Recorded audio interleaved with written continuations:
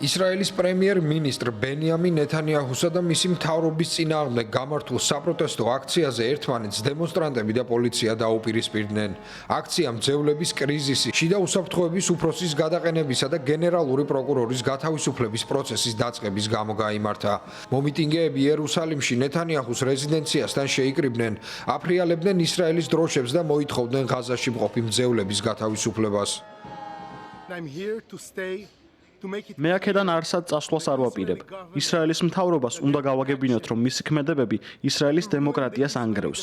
ისინი ვერც ღაზაში მიატოვებენ მძევლებს. ჩვენ აქ ვართ იმისთვის, რომ დავამტკიცოთ, რომ ისრაელი დემოკრატიული ქვეყანაა და ასე იქნება მუდამ. ღაზაში გატაცებულ მძევლებს ისრაელის მთავრობა რაც შეიძლება მალე გაათავისუფლებს.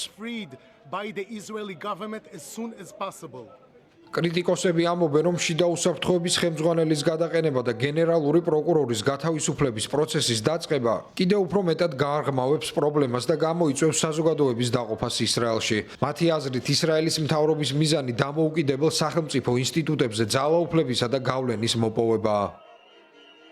პარლამენტს ისრაელის მთავრობა აკონტროლებს. ოპოზიცია კი საკმარისად არ მოქმედებს მის შესაჩერებლად.